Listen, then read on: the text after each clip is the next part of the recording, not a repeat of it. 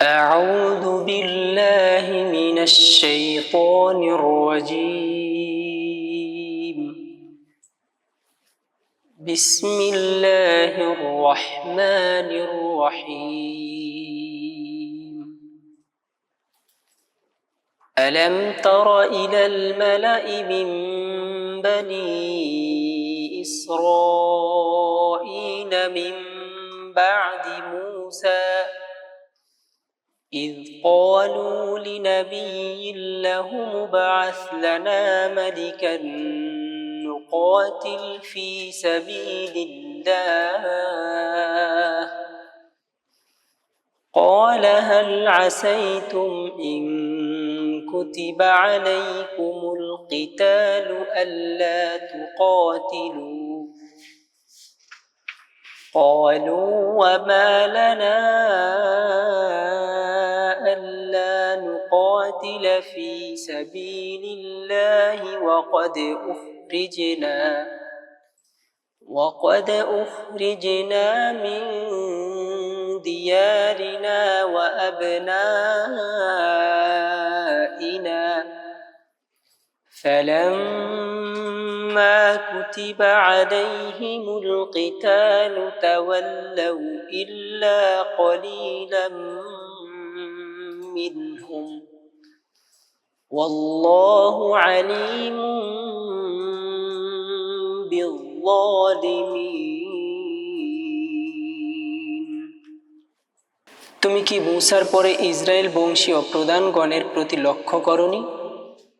নিজেদের এক নবীকে যখন তারা বলেছিল, আমাদের জন্য একজন বাদশাহ নিযুক্ত করে দাও, আমরা আল্লাহর পথে যুদ্ধ করতে পারি, সে বলেছিল, এটা কি সম্ভবপর নয় যে যখন তোমাদের উপর যুদ্ধ বিধিবদ্ধ হয়ে যাবে তখন তোমরা যুদ্ধ করবে না?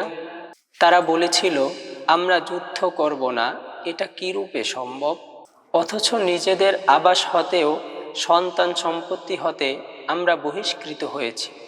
অনন্তর যখন তাদের উপর যুদ্ধ বিধিবদ্ধ হলো তখন তাদের অল্প সংখ্যক ব্যতীত সবাই পশ্চাৎপদ হয়ে পড়ল এবং অত্যাচারীদেরকে আল্লাহ সম্যকরূপে অবগত আছেন। وقال لهم نبيهم إن الله قد بعث لكم طالوت ملكا قالوا أنى يكون له الملك علينا ونحن أحق بالملك منه ولم يؤت سعة من المال قال إن الله اصطفاه عليكم وزاده بسطة في العلم والجسم والله يؤتي ملكه من يشاء والله واسع عليم।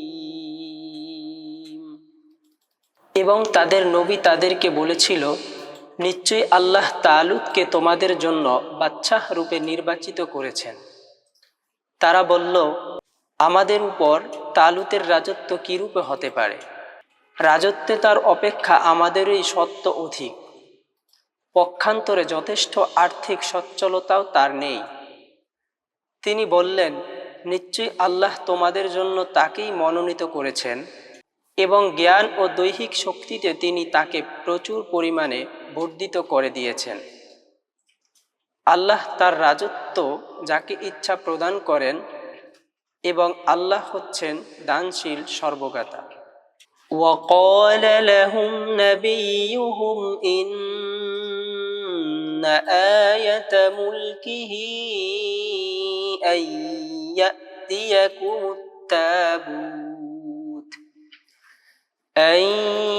يأتيكم التابوت فيه سكينة من ربكم وبقية مما ترك وبقية مما ما ترك آل موسى وآل هارون تحمله الملائكة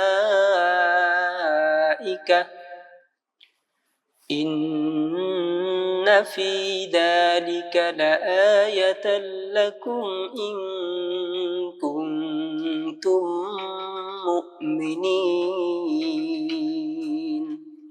এবং তাদের নবী তাদের বলেছিল, তার রাজত্বের নিদর্শন এই যে তোমাদের নিকট সিন্দুক সমাগত হবে, যাতে থাকবে তোমাদের প্রতিপালকের নিকট হতে শাস্তি এবং মূসা ও হারুনদের অনুচরদের মঙ্গল বিশেষ।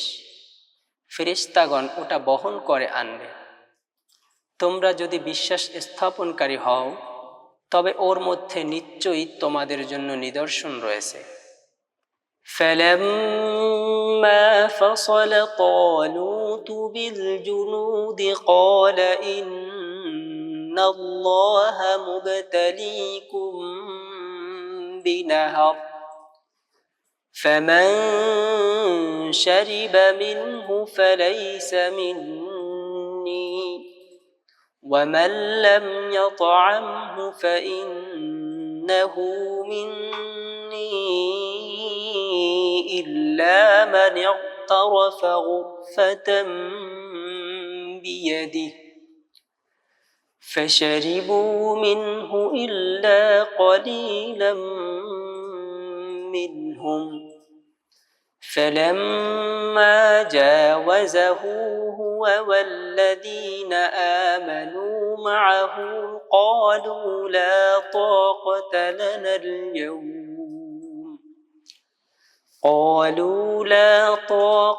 لَنَا الْيَوْمَ بِجَالُوتَ وَجُنُودِهِ قَالَ الَّذِينَ يَظُنُّونَ أَنَّهُم مُّلَاقُو اللَّهِ كَم مِّن فِئَةٍ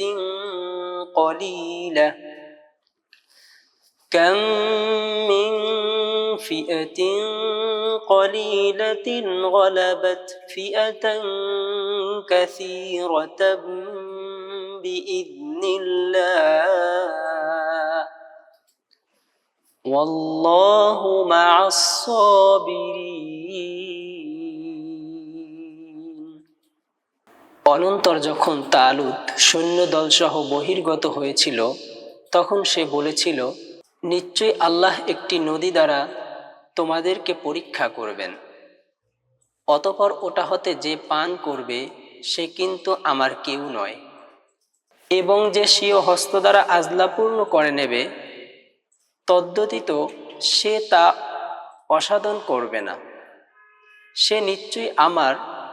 কিন্তু তাদের মধ্যে অল্প লোক ব্যতীত আর সবাই সেই নদীর পানি পান করল। অতঃপর যখন সে ও তার সঙ্গী বিশ্বাস স্থাপনকারীগণ নদী অতিক্রম করে গেল তখন তারা বলল, তালুতের ও তার সেনাবাহিনীর মোকাবিলা করার শক্তি আজ আমাদের নেই। পক্ষান্তরে তারা বিশ্বাস করত যে তাদেরকে আল্লাহর সাথে সাক্ষাৎ করতে হবে। তারা বলল, আল্লাহর হুকুমে কত ক্ষুদ্র দল কত বৃহৎ দলকে পরাজিত করেছে। বস্তুত ধৈর্যশীলদের সঙ্গী হচ্ছেন আল্লাহ। وَلَمَّا بَرَزُوا لِجَالُوتَ وَجُنُودِهِ قَالُوا رَبَّنَا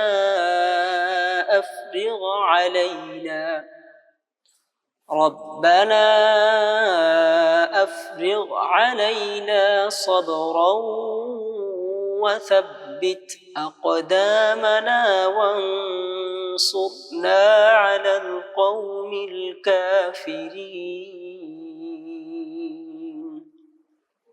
এবং যখন তারা তালুত ও তার সেনাবাহিনীর সম্মুখীন হল বলতে লাগলো, হে আমাদের প্রভু, আমাদেরকে পূর্ণ সহিংসতা দান করুন আর আমাদের পাগুলো অটল রাখুন এবং কাফির জাতির উপর আমাদেরকে সাহায্য করুন।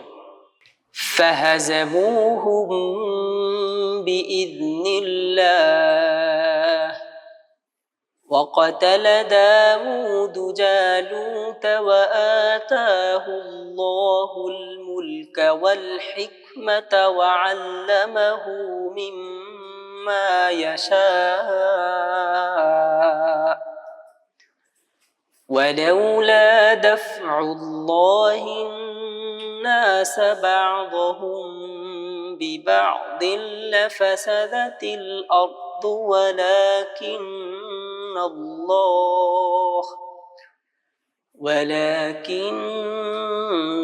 الله ذو فضل على العالمين যখন তারা আল্লাহর হুকুমে তালুতের সৈন্যদলকে পরাজিত করে দিল এবং দাউদ তালুতকে নিহত করে ফেলল এবং আল্লাহ দাউদকে রাজ্য ও প্রজ্ঞা দান করলেন এবং তাকে ইচ্ছা অনুযায়ী শিক্ষা দান করলেন, আর যদি আল্লাহ এক দলকে অপর দলের দ্বারা প্রদমিত না করতেন তবে নিশ্চয়ই পৃথিবীতে অশান্তিপূর্ণ হতো। কিন্তু আল্লাহ বিশ্বজগতের প্রতি অনুগ্রহকারী।